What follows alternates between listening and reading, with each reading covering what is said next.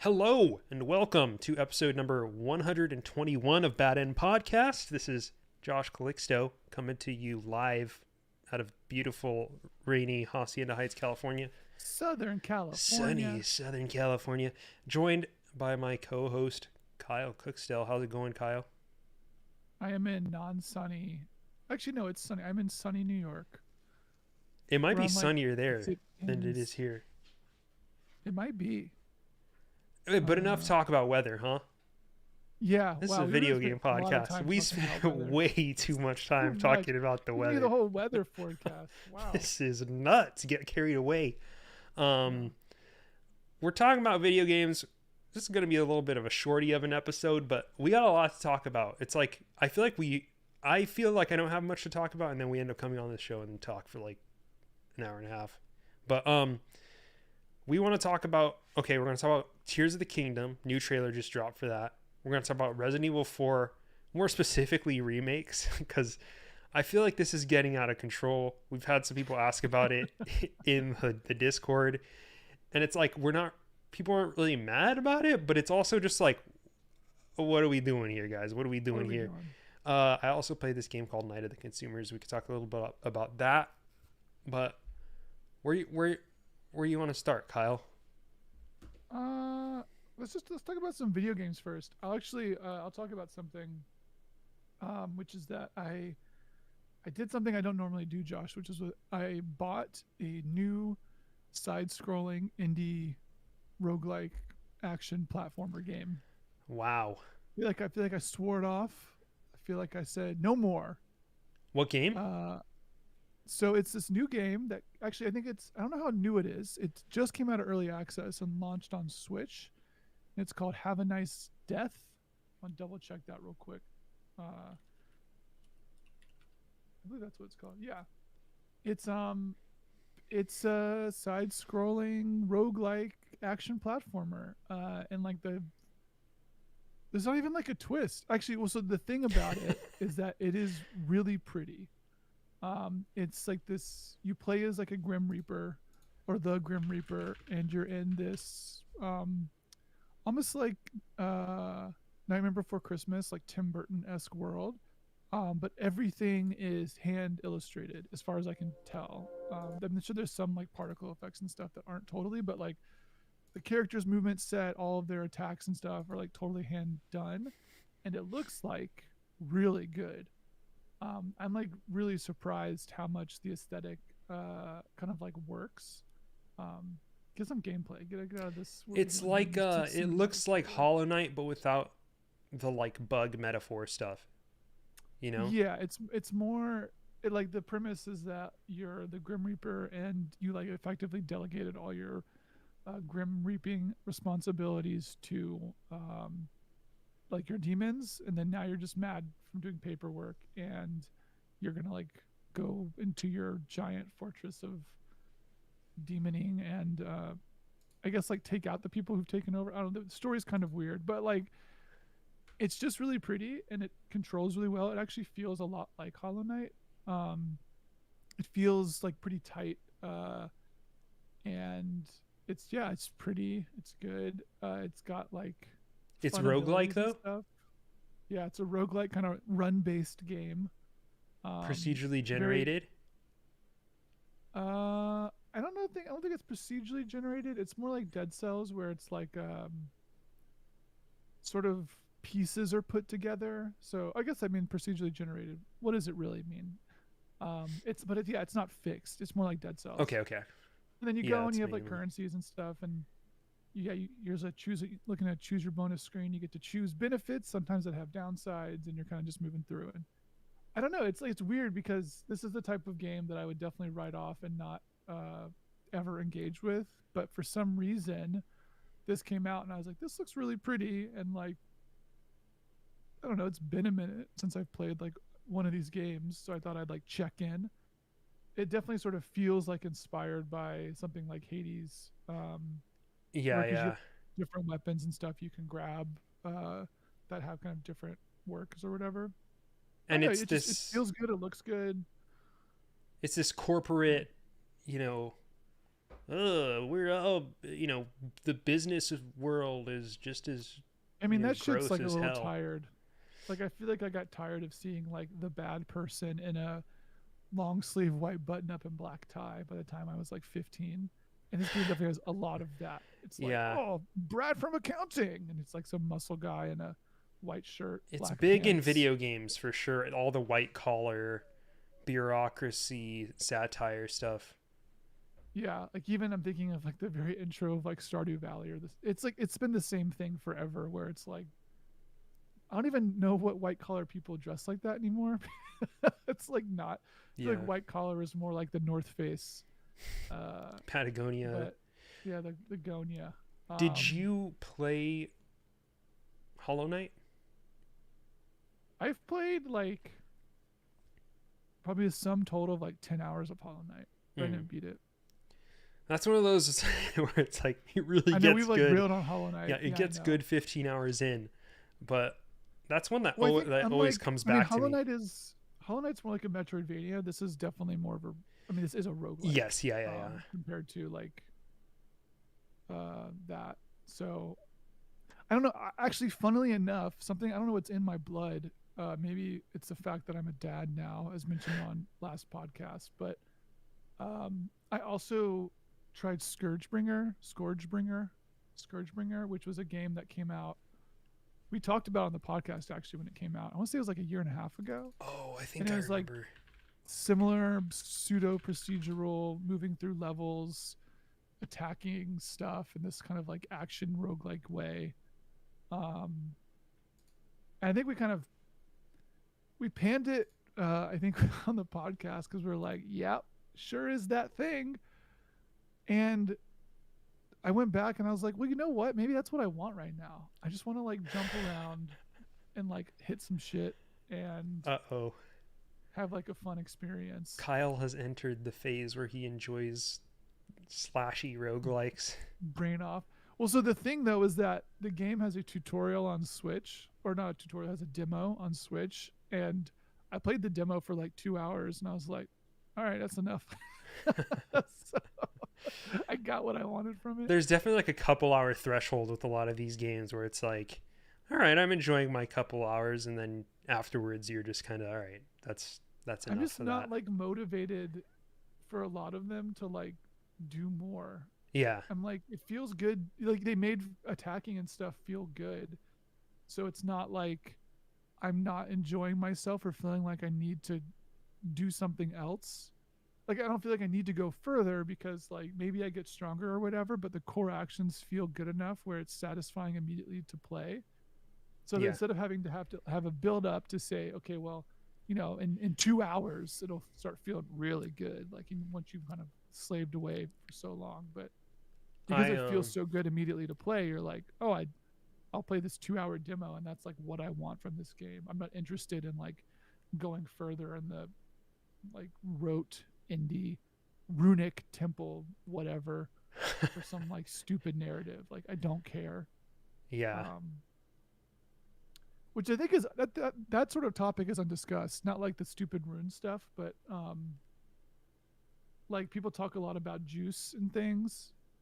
But I feel like there's some aspect of that the hollowness comes from the fact that you get what you want immediately, and that can be really tiring. Like something about the tempo of having to build up to feeling really good, I think is really it's important, and I think it's something we've maybe lost a little bit, uh, especially as people have less time to do stuff, so they have less time to like enjoy that build up in the same way. yeah. It's like I mean, I think the common vector through which we talk about it is the Metroid getting all your powers taken away at the beginning of the game.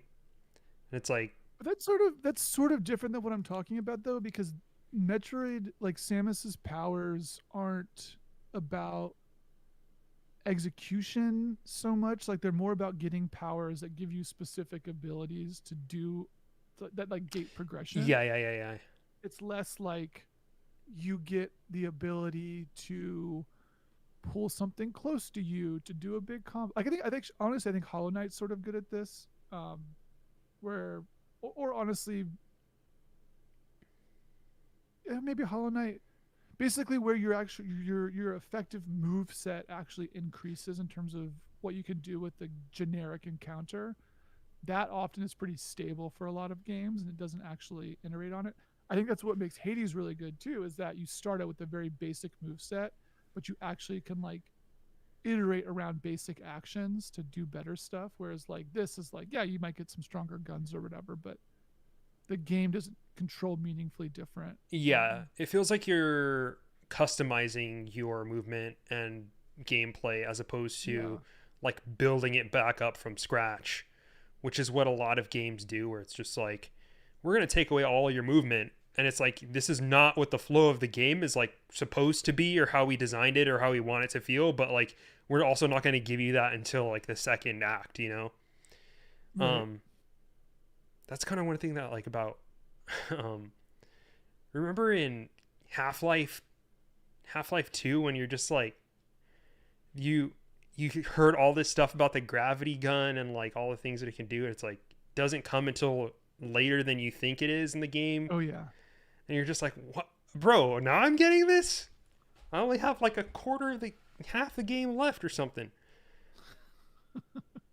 um I think it's a hard thing to design for. Like you want like I feel like the gravity gun was interesting because it did actually change how you played the game at that point, besides just doing puzzles. And then also to remember, at the very end of Half-Life 2, you get like the super gravity gun, which is even better. yeah, yeah, yeah, And, yeah, that, yeah. and it feels like you're better. And you're You like, know, god, I could have had feel this. like Yeah. it doesn't feel like, oh, I just got like the ability to open these specific doors now. I actually think this is a Um, good jumping off point into, I mean, if you're ready, I'm is ready. the Go. Tears of the Kingdom demo that they Ooh, put yeah. out. Cause that was, I did you watch this? I did. I watched it, not live, but shortly thereafter. It Can I is just say real quick, wild. Mr. Anuma looking great. He's I like looking know. better than ever, dude. I saw him and I was like, this guy's real cute. Like, he looks good. And what's it's crazy because it's the classic blazer t-shirt combo, Just something but about there's him. something about it. It's the lighting. I'm like, he looks good. Like yeah. Like no graphic on the tee. First of all, it's a plain white Just a t-shirt, white, maybe even but the just rocking the cut, Hanes. the cut, it looks just great. The collar is perfectly thick. The material looks, gorgeous. And that suit, Nicely look at the coiffed hair. detailing on that. The cross hatching, whoo, it's just got that perfect texture to it. Yeah, he's got that silver fox thing going on with the glasses. Classy. This is how, if E3 was still alive today, this is how it would want its presenters to look. I For love sure. that he even matched the Switch controller with his outfit too. Like he's not rocking the red and Seriously? blue. Oh, the white and black? Walking the white Good and black. lord. Sheesh. Okay. Anyway, Tears of the Kingdom. Tears of the Kingdom. I mean, okay, so they revealed that first off, you can go to these islands in the sky, which is just, I mean, I think the first Which thing we I was knew. thinking, We knew, we right? knew this to an extent, We knew you could do it. but first I was thinking like, oh yeah, that's Zelda. That's looks like Breath of the Wild did. Mm-hmm. But I'm like, I have not replayed Breath of the Wild since I played it back in the day, and I'm like, it's awe-inspiring, this game. Like, just it made me remember how wildly good this when game like Link is. was like jumping down and you could like see the whole world, I was like, man, Breath of the Wild is fucking big. Like, it's a big game. Yeah. And especially even like playing Elden Ring like recently. Elden Ring is very big, and obviously you can play Elden Ring for a very long time. But like you can kind of run from like one end of Elden Ring's world. I don't know what the actual world is called, to like the other side, and it like doesn't take that long.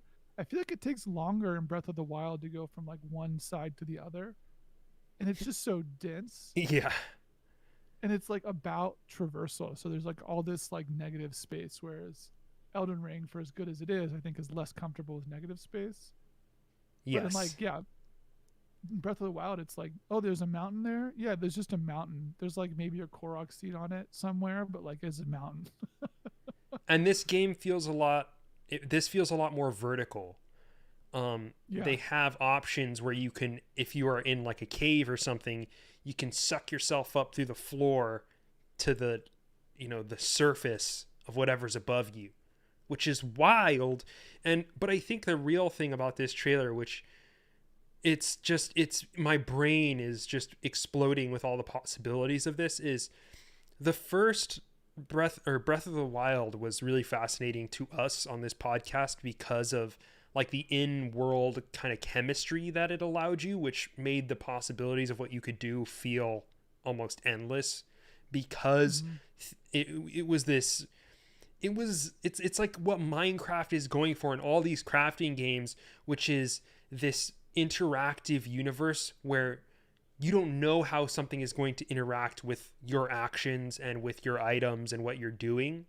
And yet when it responds to that, it achieves this sense of like bewilderment, this childlike sense of wonder of like, oh my God, I'm able to do this in this world. Someone accounted for this and it actually works. Because so much of video games, it's like we are meant to fit within the box of the system that the game has created for us. Whereas this feels like the system is responding to us in the opposite direction.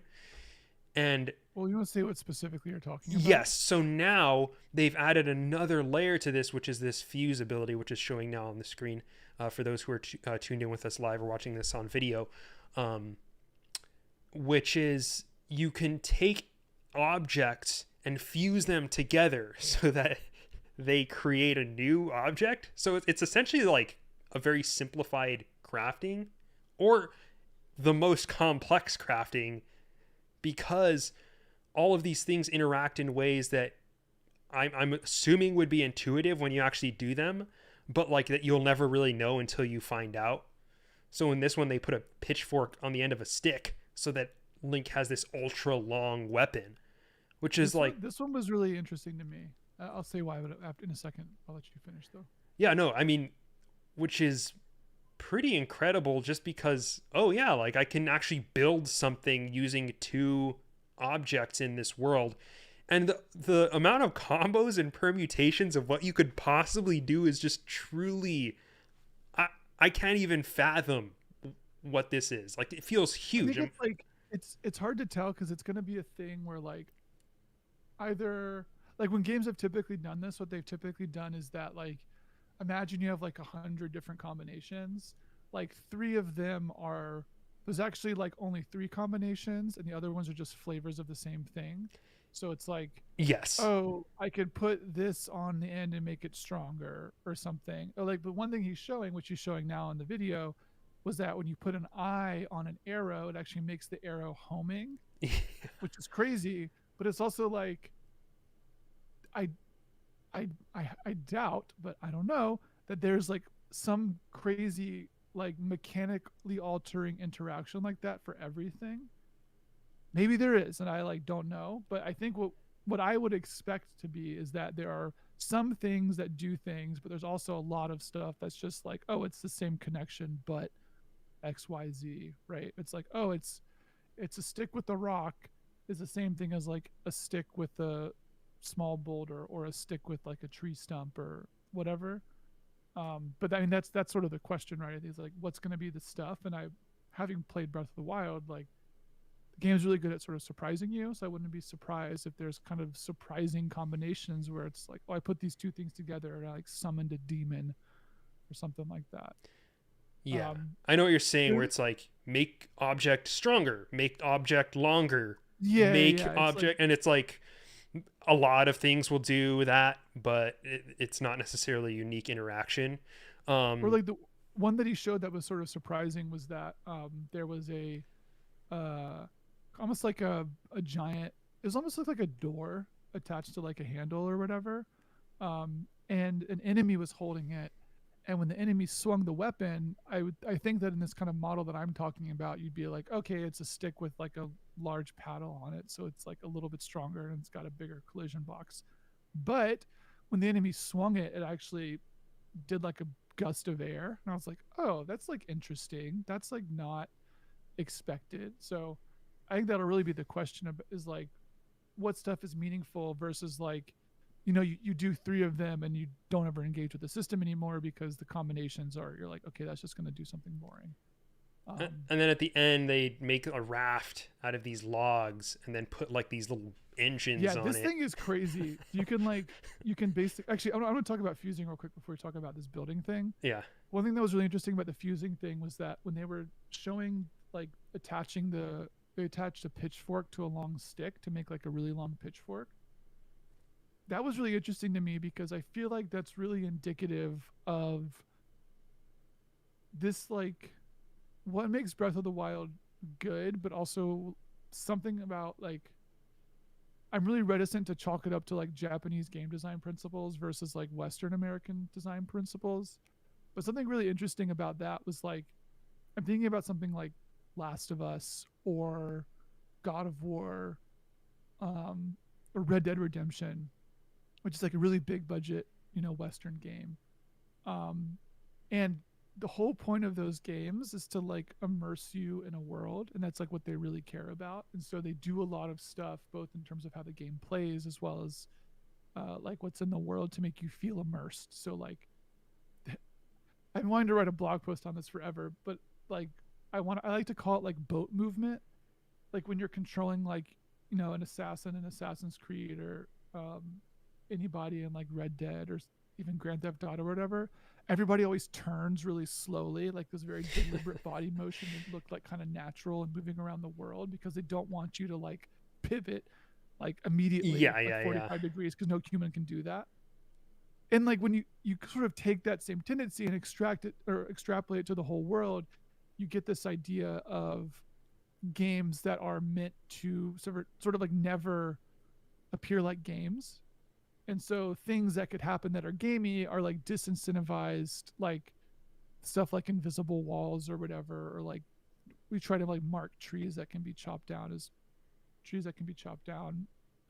Anyways, like what was really interesting about that fusing thing was that like that is something that would never happen in a AAA Western game because when you fuse that long stick to the end of that pitchfork, all of a sudden that character now has an item that is like 30 feet tall, which would mean that if that character walked through a small door with that item, it's going to clip through that wall. Mm-hmm. Right? You're going to have this long stick and you're going to walk through a room and it's going to clip through the wall. And like when the whole point of a game is to like not break immersion, like imagine if something like that happened in like Last of Us, just because the movie's out, right? Like no one's gonna give Ellie or Joel or Ethan, Joel AAA guy name, like a really long gun that's gonna be able to clip through a door. They're gonna like make it so that when he walks through a room, he like kind of tucks the gun to the side or like stuff like that. Like they're never gonna do something like that. And there's something about seeing this fusing thing is like there's just a different design principle at play here, which is about like incentivizing playfulness at the expense of like immersion and also showing it doesn't really matter. Like that long stick, you're gonna go into like every house in Breath of the Wild, it's gonna like poke through the floor, whatever, right? It's gonna like it's gonna look ridiculous, sort of the same way that like in Dark Souls you can like swing your sword through a wall or whatever. And so that was just like super interesting to me to see and be like, oh, like there's just this just like not happen in Western games at all. Like because it is a different ideology about what it means to build a playful experience that's like focused on making players have fun versus trying to like maintain this like suspended sense of disbelief. I mean, Red Dead only got more mundane like over time. And it's like hard to mount your horse, right? Like you have to kind of like go up to it and you press the button and then your character sort of like animates to the right location so that when he gets on the horse he's putting his right foot up at the right time. And in Breath of the Wild it's like I'm gonna fucking press A near it and we'll like warp you to the top of the horse and it'll be fine. I mean for me right now it's just I can't fathom how just sick this game is going to be. Like it reminds me of the first Breath of the Wild where everyone was just like, oh, this looks like it's going to be pretty dang good, and then it came out and you're just like, what is this? You know, I feel like something Yeah. similar could very possibly happen with this, just because if Breath of the Wild came out today, it would still be a banger. You know, Yeah. um, nothing else is like it. There's no video game I think that has come close. Genshin Impact. Oh God.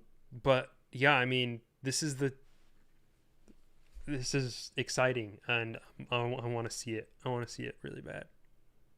Yeah, I think one thing he was sort of saying too in like the trailer, he's like, there's so much stuff like I'm not showing you, and Yeah, I do sort of believe that like it's been 6 years, and I think it's worth saying, right? Like this is the same engine, tech, etc. as Breath of the Wild, so it's not like they're spending all their time doing core development on like just making the game happen. I think they can actually iterate around like design and features and like content and stuff, like similar to like the Ocarina of Time Majora's Mask thing, yeah, where like all the stuff is already in place to do all the things, so they're just making it better. I think that's exciting. It's weird because I have like no expectations for it in the same way that like, I mean, I don't know about you. You just said it was exciting. I remember seeing the first trailer for Breath of the Wild and just being like, "This looks fucking dumb, man. Like, what are they on about?" yeah. No, And that's then what like, I'm saying. Like yeah, it looks, when you look at it, like, okay, this looks like it'll be more Breath of the Wild, but I feel like when it does come out, it's gonna be, it's gonna, because Breath of the Wild, we live in a world where Breath of the Wild already came out, so we already there's have also a like sense that, there's just still stuff in Breath of the Wild that is like people don't talk about enough. yeah, And like to think about the scale of how much of that stuff was in Breath of the Wild to like a new game. Like no one talks about like the giant like maze island off the coast of like Breath of the Wild's world, or like, and it wasn't called like Outside Island, but that island that you land on and then it like takes all your items away and you have to yeah. like back up. Like that stuff was like so cool, and it's like such a part of Breath of the Wild. And like I'm just like, oh, having more of that type of thing again sounds so fun. And it seems like this game might engage with even more of that, just because it Yeah, seems to have some of those like darker thematics going on. yeah. Um, I really want some stuff like that. That's, Like, dude, you think they're gonna have dungeons? Because I think they're gonna have dungeons. I'm feeling light to heavy dungeons in this game. I think they got rid of shrines and they're gonna have dungeons. I hope. I Um, mean, that would be cool. Like the shrines were pretty cool, but I feel like it took away almost from some of the ability to find unique experiences, because those were kind of cookie cutter and felt like they could have been designed in a silo type thing. But I want, if this could get a little bit more in the Elden Ring direction of like letting you find yourself in places that feel fucked up or just like, I shouldn't be here. What is this? yeah, Like the maze thing off the coast. yeah. More Yeah, of you're that. like, I'm not supposed to be here. More of that stuff I want. 100%. That would be sick. And I feel like Yeah. we can. I feel like they can get there. Um okay, that's enough. Breath of the Wild 2. What about, That's enough. okay, we got some questions. What else do we have anything else? Um, I mean, I was playing the Link's Awakening remake. Oh, and I was Resident playing the Evil. Resident Evil 4 Resident Evil remake. 4. I feel like we have to talk about remakes. Yes, we should talk about remakes. I don't know how long we want to talk about this podcast, but I feel like it's crazy. It's like the only consensus we can have about what's good is what was deemed good in the past.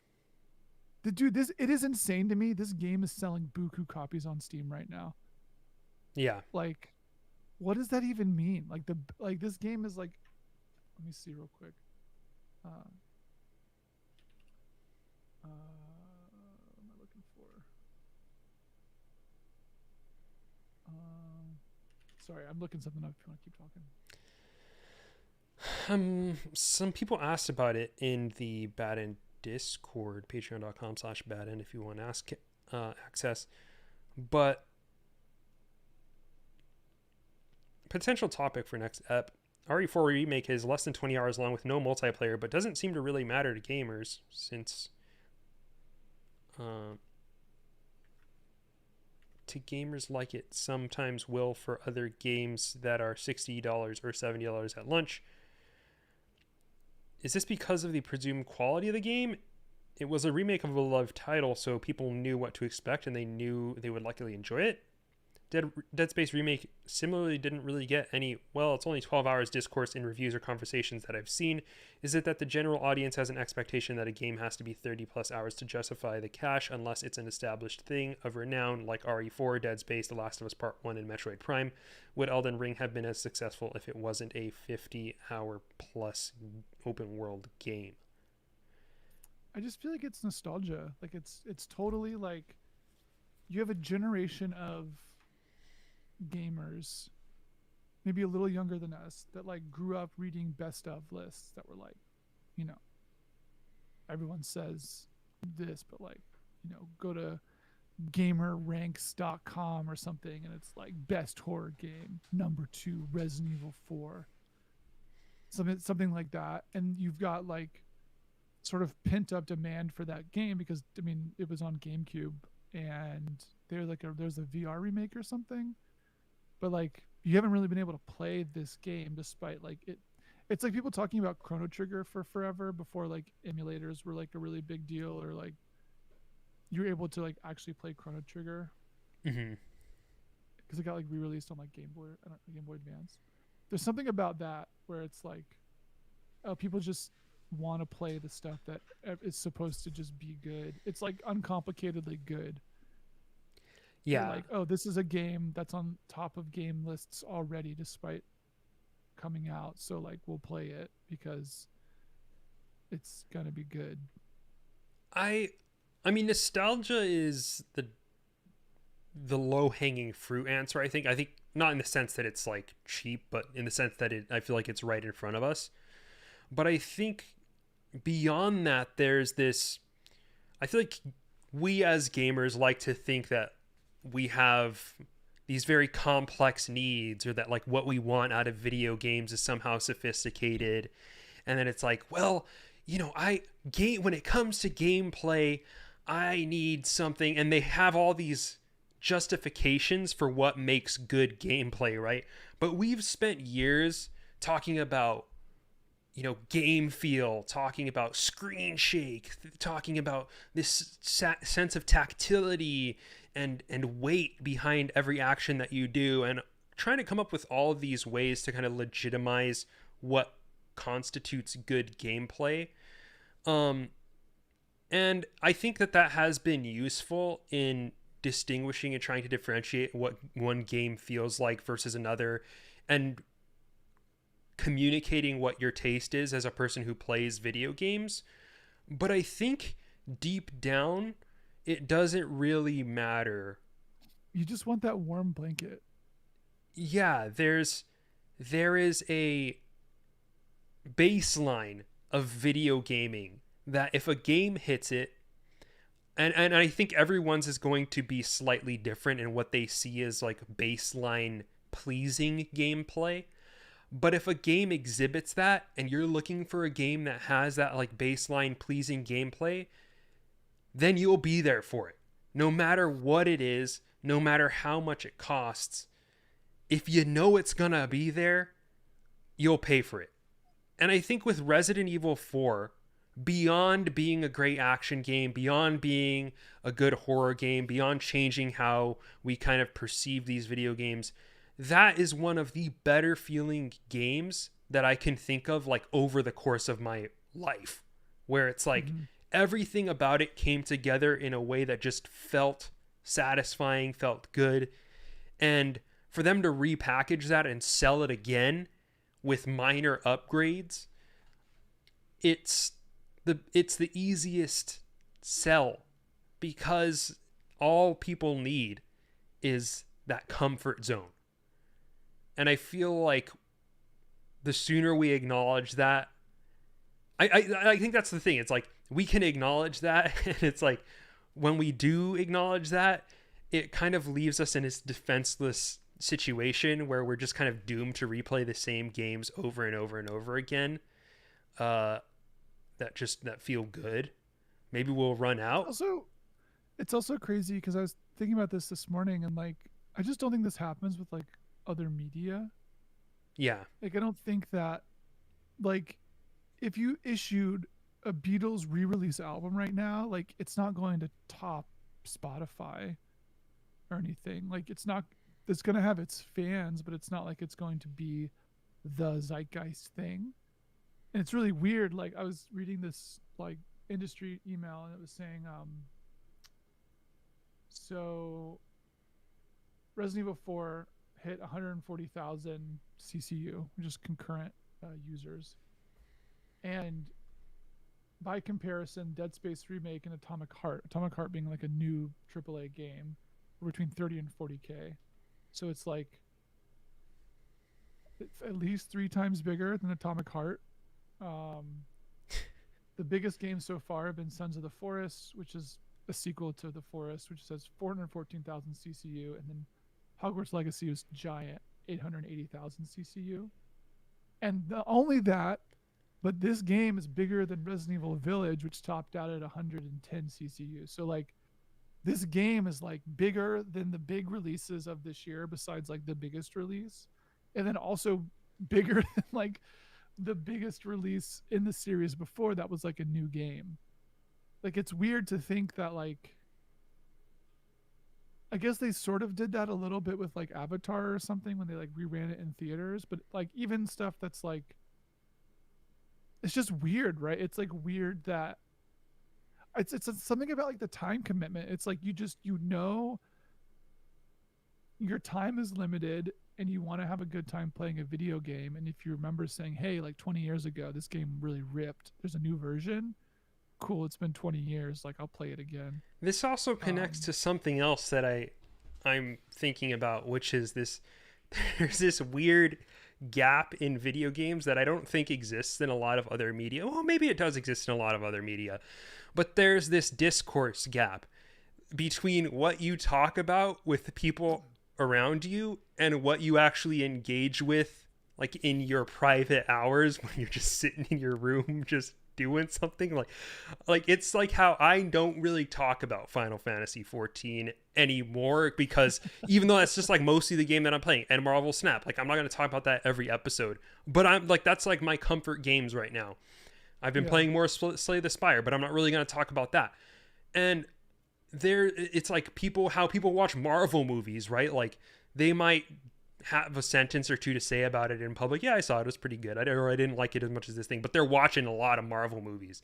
And it's like there's this gap between how much we talk about something within the cultural consciousness and how much we actually engage with that thing in real life. And a lot of the times the things that we talk about more are not the things that we engage with in our comfort zone and the things that we actually care to be a part of at all times. And I felt like what you said right now about Resident Evil Village being smaller than Resident Evil 4 Remake is surprising to me, because so many people were talking about Remake, or we're talking about Village because it's a new game. I love that game. But I could also see someone playing Resident Evil 4 again, not really talking about it, and not being a person who never played Village, just because there's something there that you have to engage with that you're not really already familiar with. There's this sort of cost of entry to it, and it's just not as appealing. But yeah, I think that's something that we've seen over the years too, is this distance between what we actually care to engage with and the things that we actually talk about in real life. Oftentimes there's like a huge disconnect there that bears out in the numbers. I think especially because the stuff that like the new, like it's very rare that a new game comes out that hits so hard that it takes up all your time. It's the stuff that ends up taking up all your spare time is stuff that's like been out and it's been like a slow burn forever. Sort of like, I mean, like Rocket League, I think is a good example for me. It's like, oh, I play Rocket League a lot, but like I'm gonna talk about it. It's like just kind of playing it in the background, and I'll play other stuff too.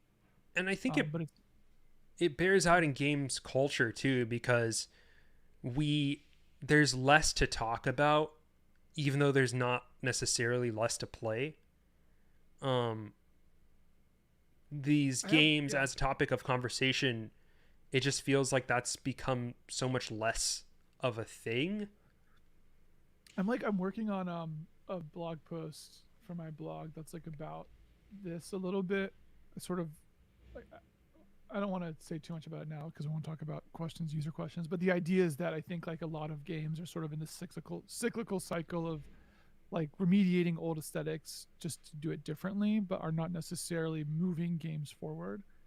Again, see my like giant article on game design mimetics. But like there's something there in this cycle that's like we could just say all the same stuff again all the time, but it's like we've already sort of talked about the aesthetic and culture implications of like the last 20 years of the types of games that we're making, and like that stuff shouldn't get made again unless we kind of break that cycle.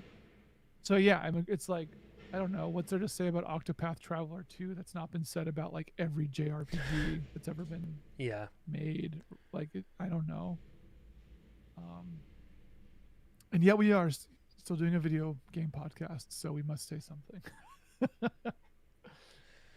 feel like we're Someone's disillusioning gotta. gamers once at a time, one at a time.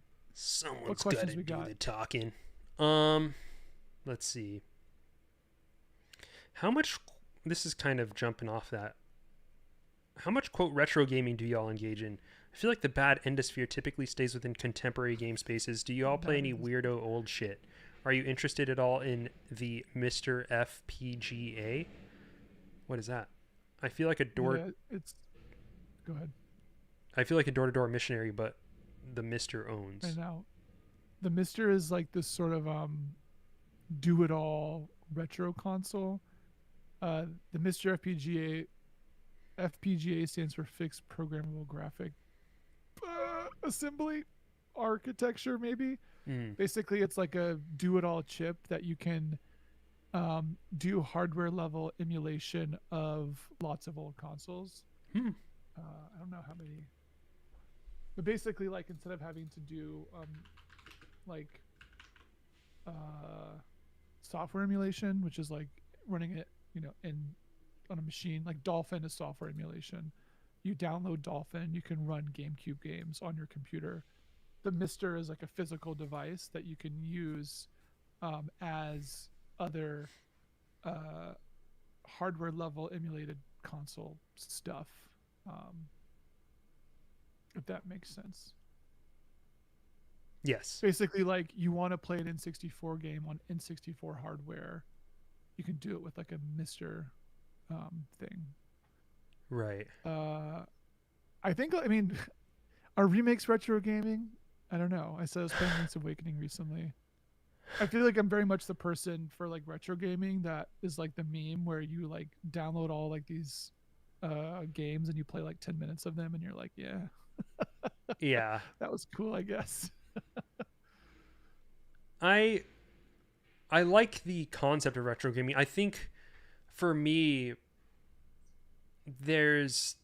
I need to like revisit the aesthetic, because I think that's the thing that games from back then do really well that you can't really get anymore is the aesthetics, because they don't fucking make them like this is going to sound so boomer, but they don't make them like they used to in the most literal sense. I mean that because they cannot replicate this vibe. They cannot replicate this look. No matter how much pixel art I see, none of it there's something missing. There's some sort of uncanny valley effect that people who do pixel art, like, they're not capturing something about that old art, it's just I think you're not. still wrong, but I appreciate you taking this position. Well, I'm not wrong, first of all. Second of all, I'm not saying that like new pixel art is not as good. I think that there's something just different going on with the aesthetic. Like it's not the same thing. And I think it typically looks a little bit more buttoned like, up. I feel like it's more about just like it's like circumstantial about how you come to it. Like when I think about Metal Slug, I think about playing it at like an arcade machine in Florida. Yes. And like that's what, and like the aesthetic is now part of that memory, and it's not like that you can't make Metal Slug look in art, because I mean like literally they made a new Metal Slug game, and Metal Slug Tactics looks a lot like Metal Slug, but what it's missing for me is like playing it in an arcade when I'm like 8 years old or something. And I think that It's not it's some just the impact stuff. nostalgia. It's not just I think it is, man. I no, can I can dude. I can bring up stuff that looks as good as these things. It's not a point I want to like take you to task on. I'm saying Okay, like you can have your perspective and I can have mine. It's like totally fine. agree to disagree. But also, I what I'm also kind of getting at here is that like there's also something about the experience and fidelity that I am so jealous of people who have PVMs and who get to experience these like perfect scan lines in these games, the kind of the way that they were meant to be experienced. It's like how people listen to records on vinyl or cassette, how the Mhm. experience is just fundamentally different. And I think maybe that's what I'm getting at a little bit more is the experience of this is just going to be different when you are watching it on an OLED screen or an HD TV or something, and you are missing out on some of what the art was trying to get at back in the day. Like if you play Marvel vs. Capcom upscaled on a 4K TV, it's going to look Mhm. worse than if you had a CRT, you know, and we're playing. I mean, obviously there's a lot of technical crap behind this that a lot of people spend a lot of time trying to replicate, which is I think what's annoying about this whole thing, but it That's what hipsters fascinates for. me. I mean I've seen these games played on these really nice, you know, older CRT screens, and my god, it just looks so gorgeous in a way Mhm. that's not just nostalgic. It's like this is what this was created for. It's not just that the game looks shitty now, it's that you're not watching it the way that it was meant to be watched, or you're not experiencing it the way it was meant to be experienced. And I think that's what we kind of lose about it, but there's stuff to be learned from those aesthetics and stuff that's really gorgeous about those aesthetics that we just kind of lose now. And I think that I to think me is the appeal of retro I stuff. think one other thing about retro stuff too that's can be like both good and bad or like hard to like figure out is like game design has moved forward. So going back and playing some stuff is like this Yes. is just kind of bad. Like it's just there are better ways to do this now. So like if you're not going back for that, you're going back for something else. Like yeah, it could be the aesthetic thing, it could be nostalgia, it could be like just memories of something. Like I think it's really about like what you're going back for. And I do think a lot of retro gaming is like sort of nostalgia inspired. But I think there is like a more like archaeological way to go back and say like, oh, I do want to play like what's it called, like Demon Rune or whatever, or like the old like Ghosts and Goblins or Secret of Mana, because like yeah, they don't make stuff in the same way anymore. Although I will say like so often going back to stuff through like retro things, it's I think you play 10 minutes of it because you realize it doesn't necessarily hold up. So you have to be there for a different reason It's a than lot of just work. like It's a lot of work. Like Thor High Heels spend so much time putting these yeah, videos together, and it's like I'm glad that is out there doing that. yeah.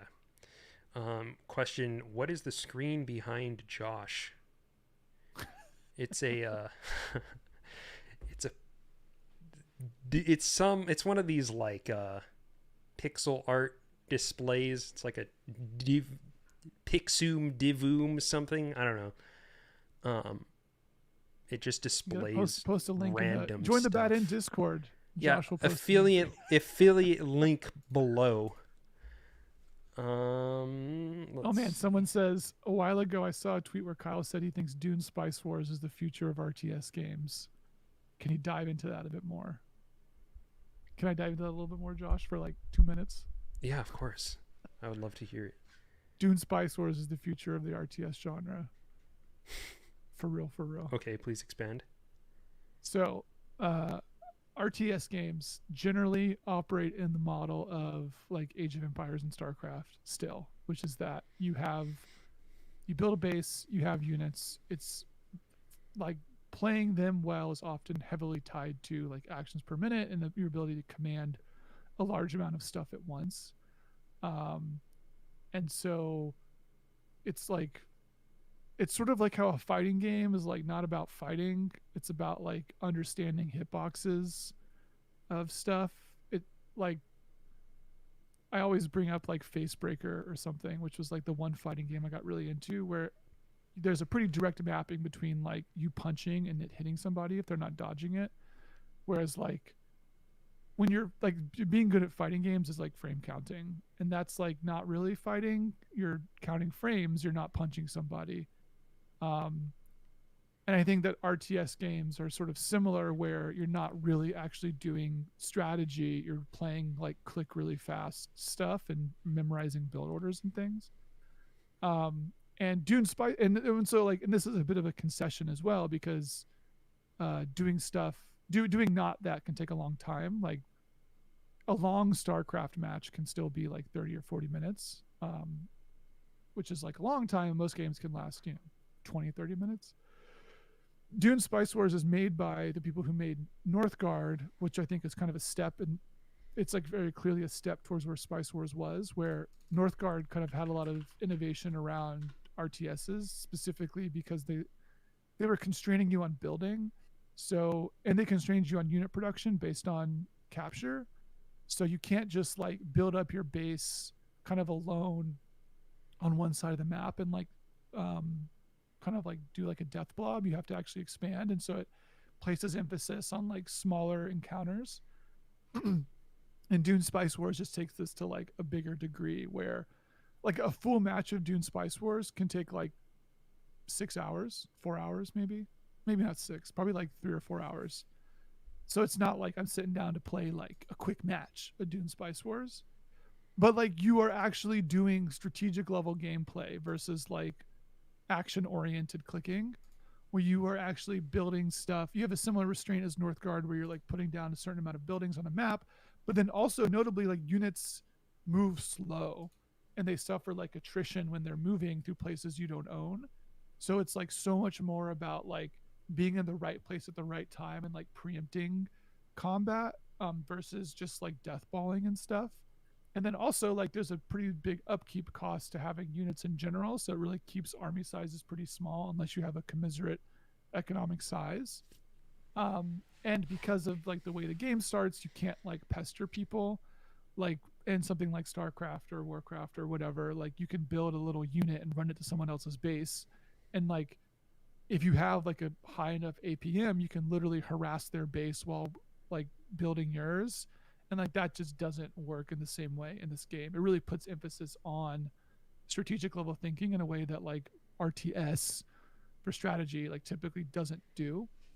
Um, it basically like the best way to describe it is that it takes something that is more. It basically takes like the 4X genre, like civilization-y type stuff, and kind of melds it with an RTS.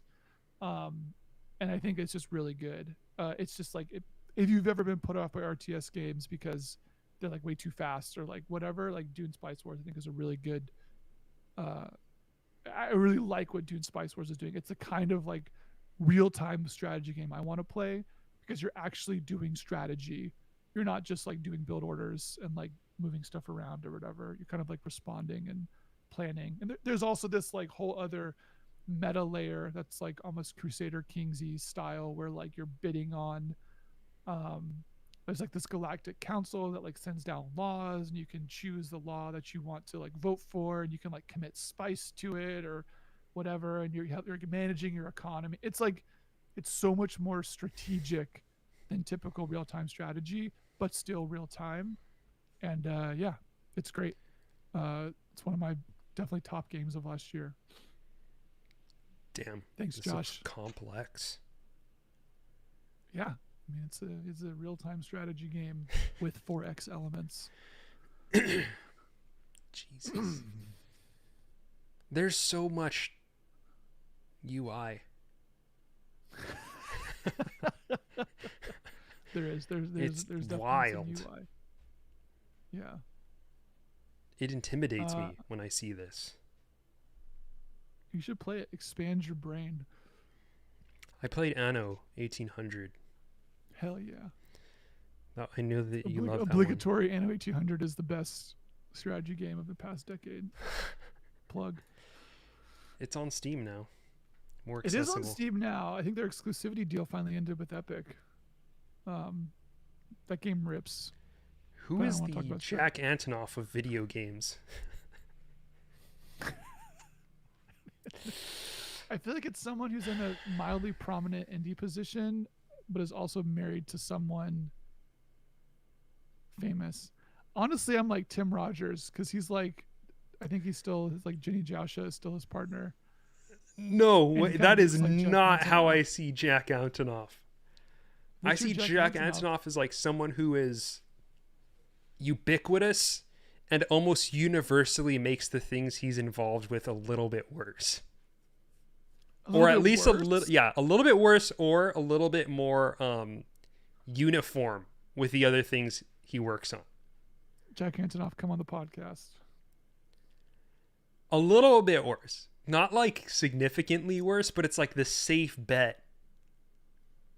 Maybe like Troy Baker or something. One of those voice actor Yeah, I don't know. people.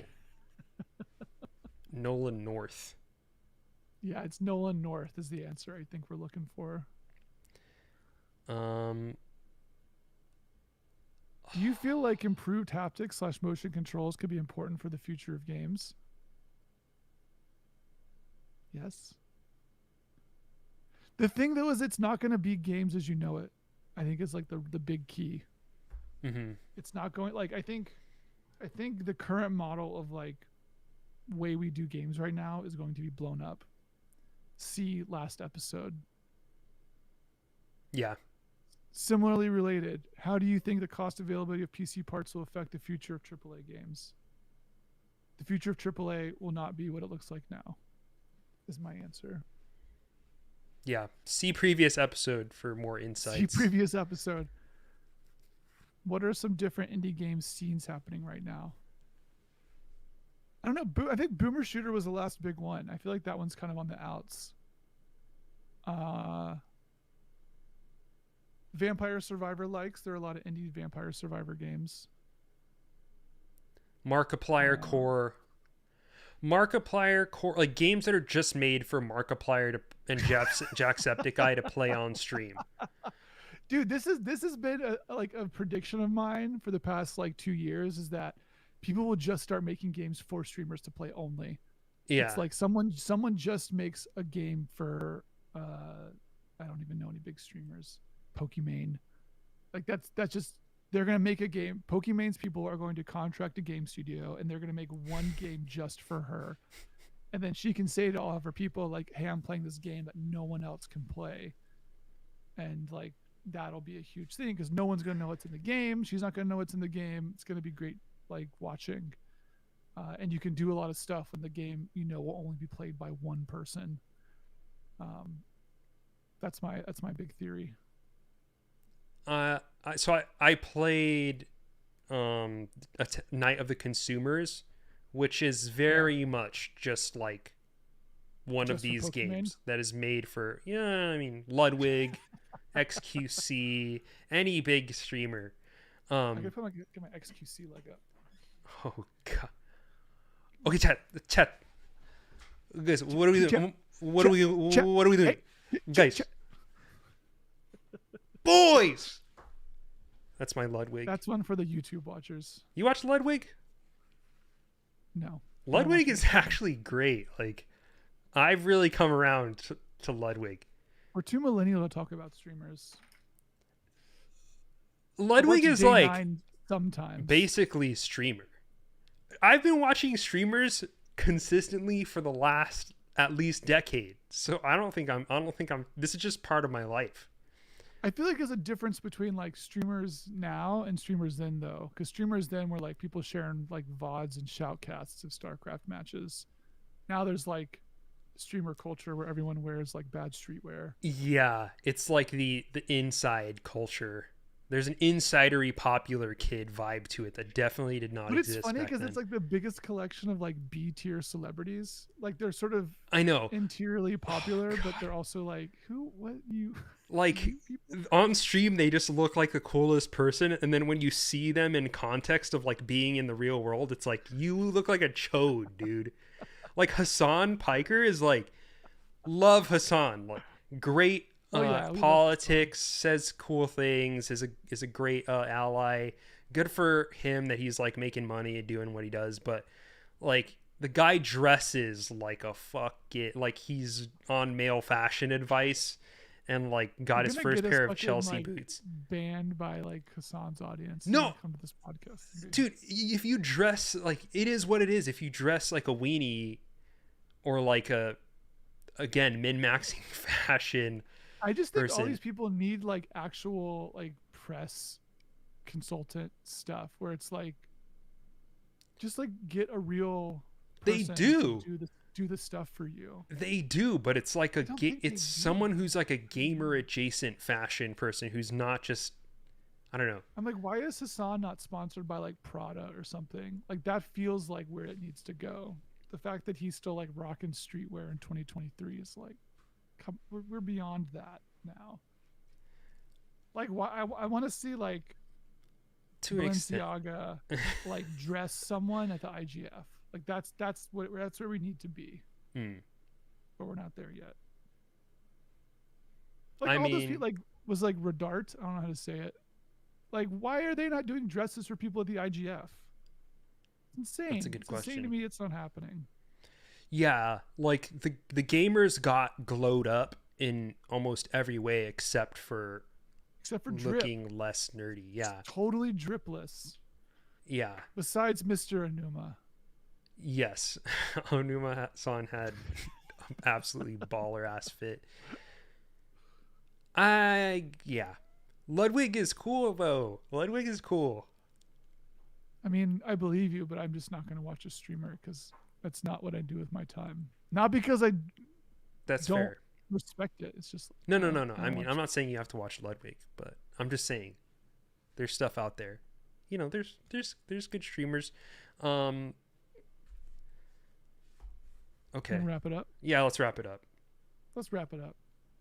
This has been another episode of Bad End Podcast. Thanks so much for listening. If you like what you hear, check us out on Twitter at Bad End Podcast. Support us at patreon.com/badend. Email us at badendpod@gmail.com. Rate us and review us on iTunes, all that good stuff.